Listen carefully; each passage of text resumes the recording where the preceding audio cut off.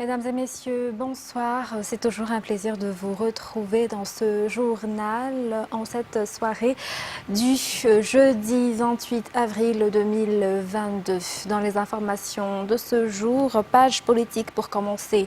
Le Conseil des ministres d'hier a approuvé le recrutement des bénévoles au sein du ministère de la Santé publique. Il a été également approuvé la répartition des fonds d'urgence destinés aux centres hospitaliers et aux centres de santé de base ou CSB dans le cadre des nouveaux projets d'émergence du ministère de la Santé publique pour cette année 2022. Les détails avec Rad Ramanazatouf. 700 paramédicaux, 80 agents administratifs, 350 agents médicaux, 15 chauffeurs, 450 personnels d'appui. Ce sont les nombres des bénévoles recrutés en tant que fonctionnaires au sein du ministère de la Santé publique, selon le rapport du Conseil des ministres hier. Durant la lutte contre la pandémie, le ministère a fait face à un manque d'effectifs étant donné la nécessité d'assurer les taux de garde, d'assurer l'opérationnalisation de tous les centres, mais également de remplacer les agents malades ou décédés. En conséquence, il a fait appel à des bénévoles qui n'ont perçu aucune rémunération. Des mesures particulières ont été prises pour éviter les corruptions. Ainsi, des critères ont été établis pour le recrutement de ces fonctionnaires, notamment l'ancienneté, le professionnalisme et l'expérience entre autres. Il a été également approuvé la répartition des fonds d'urgence destinés aux centres hospitaliers et aux centres de santé de base, CSB2, dans le cadre des nouveaux projets d'émergence ou NPE du ministère de la Santé publique pour cette année 2020. À ce titre, la répartition a été approuvée comme suit. Médicaments d'urgence pour les CHRR et CHRD, consommables d'hémodialyse, médicaments et consommables médicaux pour les actions sociales, soins de proximité. Le Conseil des ministres a aussi validé la liste des centres de santé de base et hôpital Manara Pinch à construire pour cette année 2022. Pour cette année, il est prévu de construire 15 hôpital Manara Pinch et 69 CSB2. Dans les actualités de ce jour également, le prix à la pompe à Madagascar ne connaîtra une hausse que d'ici 1 à 4 mois selon le ministre de l'Énergie et des Hydrocarbures hier. Une hausse inévitable et validée par le Conseil des ministres mais qui ne sera pas égale à la hausse actuelle au niveau mondial selon toujours les explications. Anienne Martina nous en dit plus. Ce sera encore l'État qui décidera des prix à la pompe affichés sur les stations-service dans toute la grande île jusqu'à la fin du mois de juin prochain. Ainsi, le prix à la pompe pourra changer d'ici le mois de juin au plus tôt et au mois d'août au plus tard, étant donné le prix du baril de pétrole au niveau international. Comme ce qu'a déjà annoncé le chef de l'État, selon le ministre de l'Énergie et des Hydrocarbures. Le ministère ne pourra pas décider tout seul des prix affichés sur les stations-service, mais ce prix révisé à la hausse devra passer au niveau du Conseil des ministres avant son application. Des mesures seront prises par l'État pour veiller à ce que cette hausse n'ait pas de grands impacts sur la vie quotidienne de la population, selon toujours les explications. Rappelons que le prix à la pompe n'a pas changé depuis le mois de juin 2019 à Madagascar, suite aux négociations entre l'État et les compagnies pétrolières.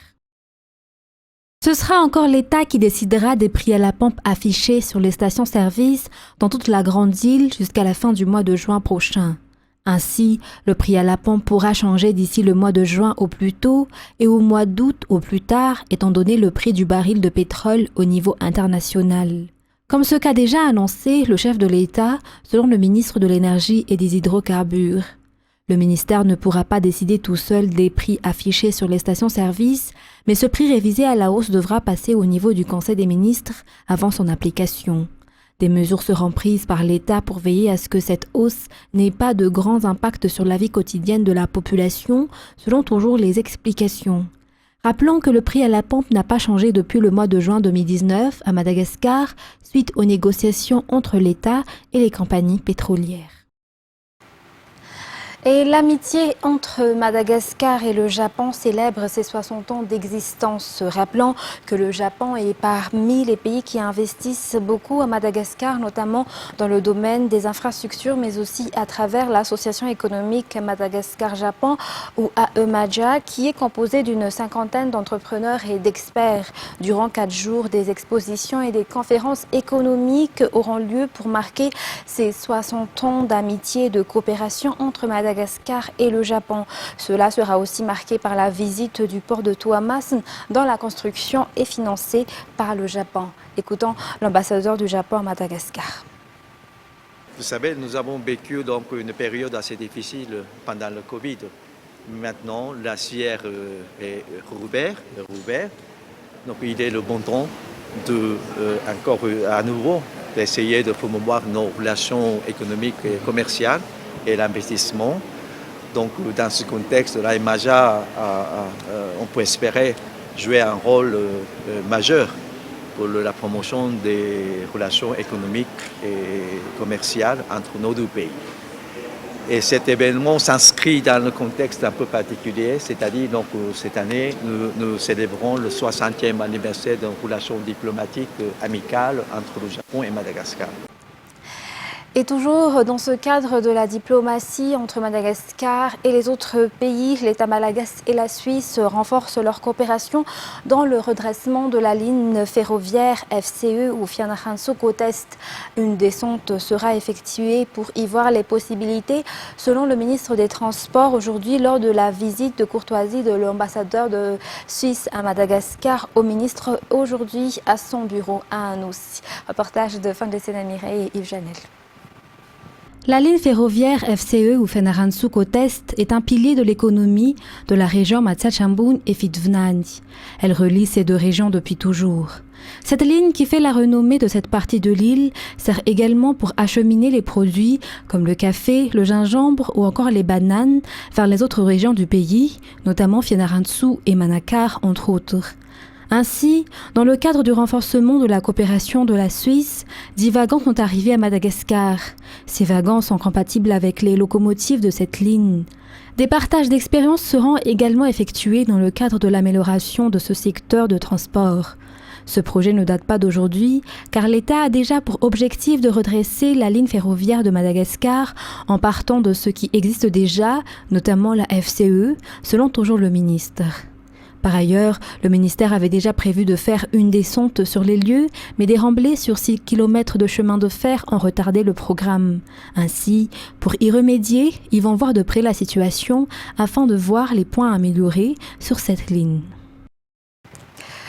Cela fait 3 jours que les bonbonnes qui approvisionnent en eau les habitants d'Ambujapet n'ont plus été approvisionnés, raison de la manifestation des habitants. En effet, même si l'approvisionnement en eau dans chaque foyer a été rétabli, l'eau est insalubre et provoque des maladies donc inutilisables selon les habitants qui demandent ainsi le retour de l'approvisionnement des bonbonnes. Reportage de Fiti Markoufène sur les images d'Yves Janel.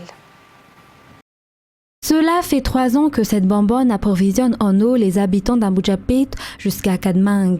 Même les habitants qui ont de l'eau dans leur foyer préfèrent s'y approvisionner car selon eux, l'eau qui arrive chez eux est imbuvable et provoque même des maladies. Pourtant, cela fait 3 jours que cette bonbonne n'est plus approvisionnée. La population d'Ambujapet et ses environs réclament le retour immédiat de l'approvisionnement des bonbonnes.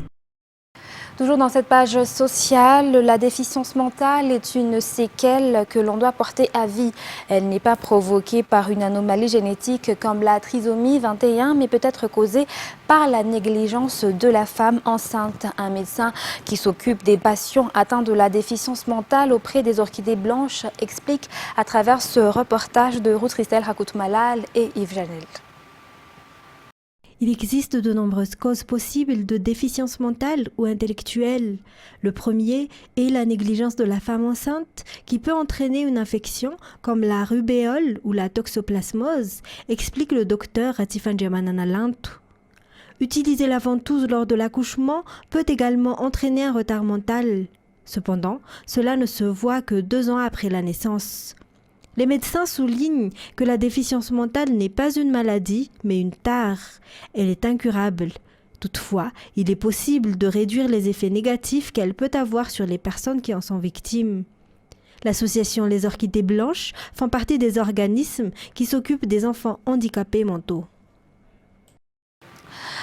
3% des Malagas sont déficients mentalement. L'association des Orchidées Blanches ne peut prendre en charge que seulement 120 malades selon son président. Grâce à l'aide des partenaires financiers, l'association a pu tenir 50 ans. Un jubilé dans la célébration débutera ce samedi. Reportage toujours de Christelle Rakout-Malal et Yves Janel. Si à ses débuts, en 1972, l'association Les Orchidées Blanches ne pouvait prendre en charge que 23 personnes atteintes de déficience mentale, aujourd'hui, cette capacité d'accueil s'est étendue à 120 personnes. Ces dernières ont entre 1 an et demi et 62 ans. Depuis sa création, 1500 personnes ont pu bénéficier des services d'éducation et d'orientation du centre. L'existence de telles organisations est très utile pour les parents, car les personnes handicapées sont souvent marginalisées par la société. Pour Nourmalal en particulier, son frère est soigné et traité ici, et elle a pu constater un changement sur l'état de santé mentale de son frère. Les frais de scolarité sont de 200 000 arrières par mois, mais grâce à l'aide des partenaires financiers, les parents ne paient que 50 000 arrières par mois. Pour fêter les 50 ans de l'organisation, un culte aura lieu à Mbatunakang ce samedi. Par la suite, des opérations brioche et chocolat se dérouleront du 23 au 25 mai. Les festivités dans le cadre de ce jubilé se termineront le 20 décembre. Dans les actualités internationales de ce soir, Antonio Guterres est en visite en Ukraine. Il appelle à Moscou à coopérer avec la CPI au sujet de l'enquête sur les crimes de guerre sur le territoire et a déclaré « Quand on parle de crimes de guerre, il ne faut pas oublier que le pire crime est la guerre elle-même ». Le chroniqueur de France 24 analyse la situation. Je suis satisfait que la Cour pénale internationale ait été saisie. Je soutiens la CPI et j'en appelle à la Russie pour qu'elle accepte de coopérer avec elle. Mais quand on parle de crimes de guerre, il ne faut pas oublier que le pire des crimes, c'est la guerre elle-même. Et la Bulgarie est privée de gaz russe depuis hier. Les habitants sont divisés sur la situation. Je suis content d'un côté, à vous, un Bulgare qui voudrait un pays plus indépendant vis-à-vis de la Russie. France 24. La guerre du gaz a commencé. Après la suspension des livraisons russes, le Premier ministre bulgare s'est montré ferme. Personne ne peut faire chanter la Bulgarie, quel que soit le pouvoir qu'il pense avoir. À seulement 10%, la proportion de gaz est plutôt faible dans le mix énergétique bulgare. Mais Sofia reste néanmoins dépendante de Gazprom. Plus des 3/4 de son approvisionnement vient de la Russie. Une situation que certains Bulgares voient avec optimisme. Pour être honnête, je suis un peu content parce que l'indépendance énergétique de la Bulgarie est plutôt bonne. Nous pouvons trouver d'autres sources. Impact énergétique ou impact politique, le pays n'a sans doute pas été choisi au hasard par le Kremlin. La Bulgarie est gouvernée par une coalition. D'un côté, le Premier ministre europhile Petkov, qui a refusé de payer le gaz russe en roubles, comme le demandait Poutine, et qui veut fournir une aide militaire à l'Ukraine. De l'autre, ses alliés socialistes russophiles qui refusent et menacent de quitter la coalition, provoquant ainsi des législatives anticipées. Une position partagée par certains Bulgares attachés à l'alliance historique du pays avec la Russie.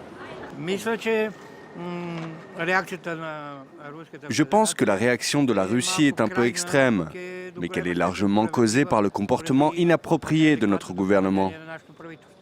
D'après la presse bulgare, Sofia fournirait des armes légères à Kiev. Mais officiellement, avec la Hongrie, la Bulgarie est le seul pays européen à ne pas fournir d'aide militaire à l'Ukraine. Et pour la première fois depuis l'assassinat de Jamal Khashoggi en 2018, le président turc Erdogan se rend en Arabie Saoudite. Les détails avec France 24. C'est une visite qui marque un tournant entre la Turquie et l'Arabie saoudite. Le président turc, Recep Tayyip Erdogan, se rend à Riyad ce jeudi pour la première fois depuis le meurtre du journaliste saoudien Jamal Khashoggi. Le 2 octobre 2018, Jamal Khashoggi se rend au consulat saoudien d'Istanbul pour des démarches administratives en vue de son mariage. Il n'en ressortira jamais. Sa fiancée donne l'alerte. L'affaire éclate alors au grand jour. Les autorités turques affirment que le journaliste a été tué dans l'enceinte du bâtiment. Le 11 octobre, Ankara dévoile des enregistrements audio prouvant qu'il a été torturé.